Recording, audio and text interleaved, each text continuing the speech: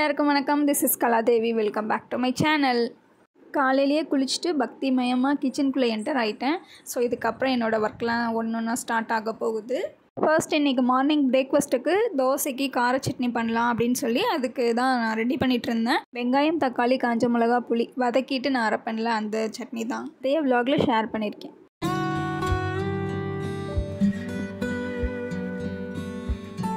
So அப்படியே நான் வேலை பார்த்துட்டு இருக்கும்போது என் ஹஸ்பண்டும் எழுந்து வந்துட்டாங்க. அவங்களுக்கு தான் காஃபி போட்டு கொடுத்தேன்.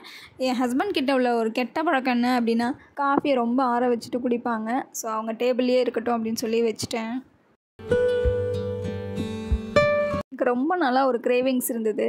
என்ன அப்படின்னு சொன்னால் ரொம்ப கிரிஞ்சாக இருக்கும். இந்த தயிர் சாதம் சாப்பிடணும் அப்படின்னு சொல்லிட்டு, அதுவும் அதில் அந்த ஃப்ரூட்ஸ்லாம் போட்டிருப்பாங்கல்ல, போமோகிரானேட் அண்டு கிரேப்ஸ், இதெல்லாம் எனக்கு அது வந்து ரொம்ப ரொம்ப பிடிக்கும். அதனால இன்றைக்கி நான் எனக்கு வேணும் அப்படின்னு கேட்டிருந்தேன். ஸோ என் ஹஸ்பண்ட் எனக்கு ஆர்டர் பண்ணி கொடுத்துருந்தாங்க.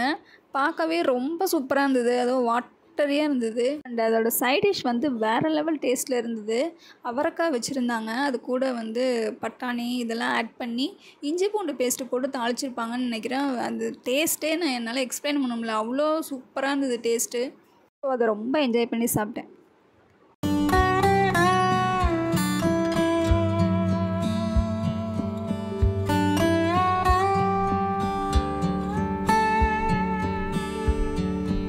இன்றைக்கி தேர்ஸ்டே. இந்த வீடியோ எடுக்கும்போது தேர்ஸ்டே எடுத்திருக்கேன். ஸோ உங்களுக்கு எப்போ வரும் அப்படின்னு தெரியல. எவ்ரி தேர்ஸ்டே நாங்கள் எப்போவுமே பூஜா வெசல்ஸ் அண்டு மாஃப் போடுறது வீட்டுக்கு. ஸோ இந்த மாதிரி ஒர்க்கெல்லாம் கொஞ்சம் ஹெவியான ஒர்க்லாம் அன்றைக்கி வச்சுக்குவோம். ஏன்னா மறுநாள் வெள்ளிக்கிழமை அப்படின்றதுனால நாங்கள் எவ்ரி தேர்ஸ்டே இந்த க்ளீனிங் ஒர்க்ஸ்லாம் முடிச்சுருவோம். ஸோ இந்த டைம் கொஞ்சம் ஹெக்டிக்காக வச்சுக்கிட்டோம். ஏன்னா பூஜா வெசல்ஸ் க்ளீன் பண்ணோம் அண்டு அந்த பூஜா ரேக் இருக்குல்ல, அதையுமே க்ளீன் பண்ணி வச்சுட்டோம். இந்த ஒர்க்கை நாங்கள் 2 பேருமே பிரிச்சுக்கிட்டோம், நானும் என் அத்தையும். நான் பூஜா வெசல்ஸ்லாம் க்ளீன் பண்ணேன். அத்தை பூஜா ரேக் க்ளீன் பண்ணாங்க. ஸோ அவங்க க்ளீன் பண்ணி கொடுத்தாங்க. நான் எல்லாத்துக்கும் மஞ்சள் குங்குமம் வச்சு அத்தைக்கிட்ட கொடுத்தேன் அப்படின்னா அவங்க எடுத்து வச்சுருவாங்க. ஸோ இது மாதிரி நாங்கள் ஸ்ப்ளிட் பண்ணி ஒர்க்கை பார்த்துக்குவோம்.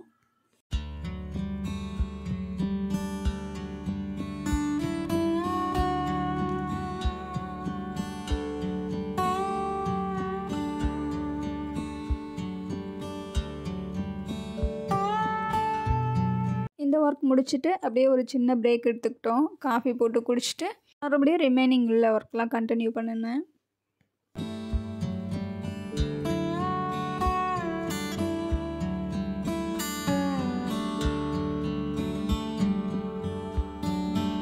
இப்போ என்னோடய ரொட்டீன், அதாவது 4 to 6 அந்த ரொட்டீன் ஸ்டார்ட் பண்ணிட்டேன்.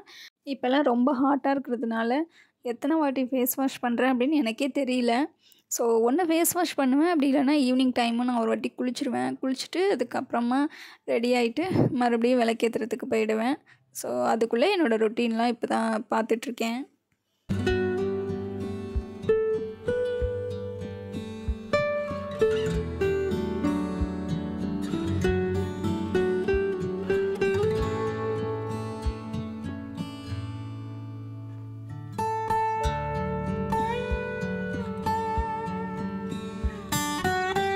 விளக்கேற்றி சாமி கும்பிட்டுட்டு தென் வாஷ் பண்ணி வச்சுருந்த கிளாத்ஸ்லாம் மடிக்க வேண்டியது இருந்தது. ஸோ அதையும் எடுத்து போட்டு மடித்து வச்சேன்.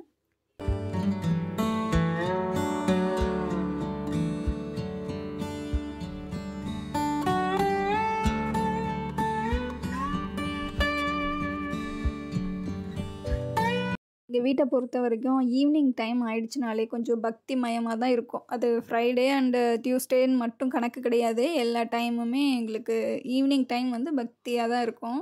விளக்கேற்றி நாங்கள் சாமி கும்பிடுவோம். எங்களுக்கு பழக்கம் டெய்லிக்கும் விளக்கேற்றி சாமி கும்பிடுறது.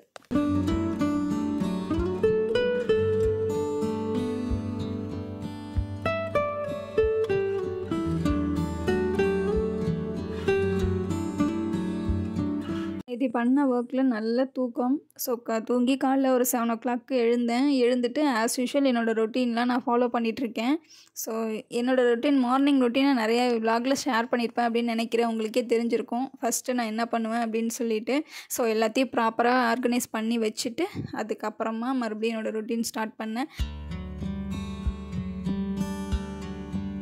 சில விஷயங்கள் வந்து என்னை ரொம்பவே பூஸ்டப் பண்ணும் அண்ட் பாசிட்டிவிட்டியை கொடுக்கும். அதில் ஒன்று தான் க்ளீனிங் ஒர்க். க்ளீனிங் ஒர்க் வந்து எனக்கு ரொம்ப ரொம்ப பிடிச்சமான ஒரு விஷயம். என்னை சுற்றி உள்ள பொருள் வந்து நான் ரொம்ப க்ளீனாக வச்சுக்கணும், ஆர்கனைஸ்டாக இருக்கணும் அப்படின்ற மாதிரி தான் இருப்பேன். இந்த டேபிள் வந்து க்ளீன் பண்ணி கொஞ்சம் நாள் ஆயிடுச்சு. ஸோ இது என் ஹஸ்பண்டோட ஒர்க் டேபிள்.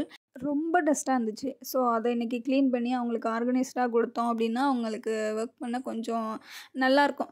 மோஸ்ட்லி இதில் ஒர்க் பண்ண மாட்டாங்க. அவங்களோட திங்ஸ் தான் வச்சுருப்பாங்க.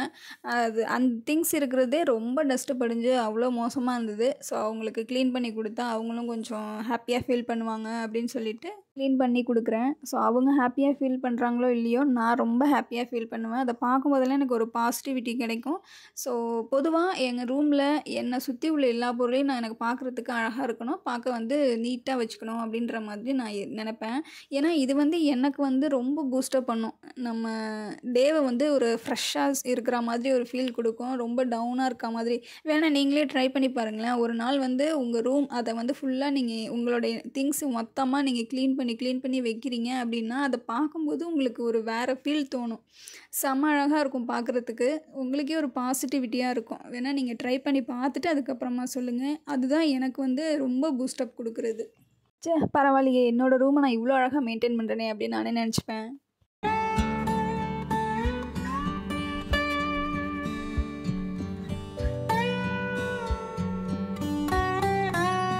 என் ஹஸ்பண்ட் சத்குருவோட பெரிய ஃபேனு. அவங்க சத்குரு அப்படின்னா அவ்வளோ பிடிக்கும். ஸோ அவங்களோட பாட்காஸ்ட்லாம் நிறைய கேட்பாங்க. ஸோ அவங்கள பார்த்தா அவங்களுக்கு ஒரு மோட்டிவேட்டிங்காக இருக்கும் போல். ஸோ அதனால் அவங்க டேபிளில் எப்போயுமே அந்த ஃபோட்டோ இருந்துகிட்டே இருக்கும். அண்ட் அந்த டேபிள் வந்து பார்க்க மறுபடியும் அழகாக்கிட்டேனா, இப்போ எனக்கு இன்னும் கொஞ்சம் அழகு சேர்க்கணும் அப்படின்றதுனால ஒரு ஃப்ளவர் வேஸ் வச்சுருந்தேன். 2 வச்சுருக்கேன். ஸோ அதில் ஒன்று வந்து கார்னர் டேபிள் இருக்குது, இன்னொன்று வந்து 2மே அங்கே தான் வச்சுருந்தேன். ஸோ ஒன்று எடுத்து நம்ம டேபிளுக்கு அழகு சேர்க்கலாம் அப்படின்னு சொல்லிட்டு ஃப்ளவர் வேஸ் எடுத்து இங்கே வச்சுருக்கேன். ஃபஸ்ட் இருந்ததுக்கும் இப்போ உள்ளதுக்கும் பெரிய டிஃப்ரென்ஸ் இருக்குல்ல. ஸோ அதுதான் பாசிட்டிவிட்டி. இன்றைக்கி எங்கள் வீட்டில் சம்பா கோதுமை ரவை கிச்சடி இப்போ ட்ரை பண்ணோம். ஸோ யூடியூப் பார்த்து தான் பண்ணாங்க அத்தை. பட் சூப்பராக பண்ணியிருந்தாங்க. நான் எப்படிலாம் பண்ணாங்க அப்படின்றத நான் உங்களுக்கு எக்ஸ்பிளைன் பண்ணுறேன். நீங்களும் பார்த்து ட்ரை பண்ணி பாருங்கள். ட்ரை பண்ணி பார்க்கலாம் தாராளமாக. ஏன்னா சூப்பராகவே வந்திருந்தது.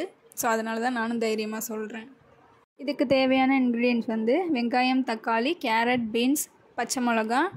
இப்போ ஒரு கடாயில் எண்ணெய் ஊற்றி தாளிக்கிறதுக்கு கடுகு, பட்டை, கிராம்பு, சோம்பு எல்லாமே போட்டு வெடித்ததுக்கப்புறம் கட் பண்ணி வச்சுருக்கிற வெங்காயம் ஆட் பண்ணிக்கணும். நல்லா வதங்கினதுக்கப்புறமா தக்காளி சேர்த்து வதக்கணும். அது கூடவே பச்சை மிளகாவையும் ஆட் பண்ணி வதக்கணும்.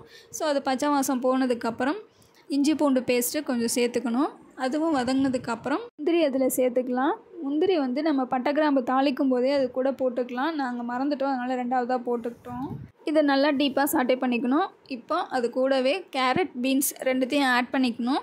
ஸோ அதையும் நல்லா சேர்த்து வதக்கி எடுத்துக்கணும். கொஞ்சம் வதங்கினதுக்கப்புறம் சம்பா கோதுமை ரவையை ஆட் பண்ணிக்கணும். நாங்கள் வந்து 1.5 கிளாஸ் சம்பா கோதுமை ரவை எடுத்திருக்கோம். ஸோ அது கூடவே தண்ணி சேர்க்காமல் அப்படியே பெரட்டின மாதிரி எடுத்துக்கணும். அதுக்கப்புறமா நம்ம தண்ணி சேர்த்துக்கலாம். இல்லை தண்ணி சேர்த்துட்டு அதுக்கப்புறம் கூட நம்ம சம்பா கோதுமை ரவை போடலாம். நாங்கள் ஃபஸ்ட்டே போட்டுட்டோம்.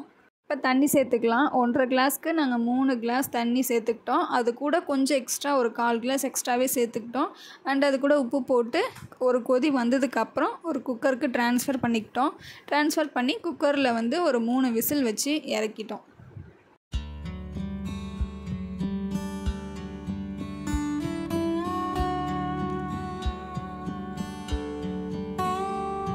ஸோ அப்படியே நான் மாஃப் போடுற வேலைக்கு போயிட்டேன். அந்த 3 விசில் வந்ததுக்கப்புறம் அத்தை இறக்கி வச்சுட்டாங்க. நான் சாப்பிடும்போது எப்படி இருக்குது அப்படின்றத நான் உங்களுக்கு காமிக்கிறேன். ஸோ சம்பா கோதுமை ரவை கிச்சடி இந்த மாதிரி தான் வந்திருந்தது. அதுக்கு தேங்காய் சட்னி நாங்கள் சைட் டிஷ்ஷாக வச்சுக்கிட்டோம். ரொம்ப டேஸ்ட்டாக இருந்தது. பிரியாணி ஸ்டைலில் இருந்துச்சு. நீங்களும் ட்ரை பண்ணி பாருங்கள். ஸோ கிச்சன் ஒர்க்கு முடிஞ்சதுக்கப்புறம் அப்படியே நான் கேஸ் ஸ்டவ்வையும் க்ளீன் பண்ணி வச்சுட்டேன். ஸோ இந்த மாதிரியான சின்ன சின்ன விஷயங்கள் க்ளீனிங் ஒர்க்ஸ்லாம் எனக்கு ரொம்பவே பெரிய ஒரு ஹாப்பினஸை கொடுக்கும். ஸோ இந்த வீடியோ உங்கள் எல்லாேருக்கும் இன்ட்ரெஸ்டிங்காக இருந்திருக்கும் அப்படின்னு நம்புகிறேன். இன்னொரு வீடியோவில் நான் மறுபடியும் உங்கள் எல்லோரையும் நான் மீட் பண்ணுறேன். தேங்க்யூ, பாய்.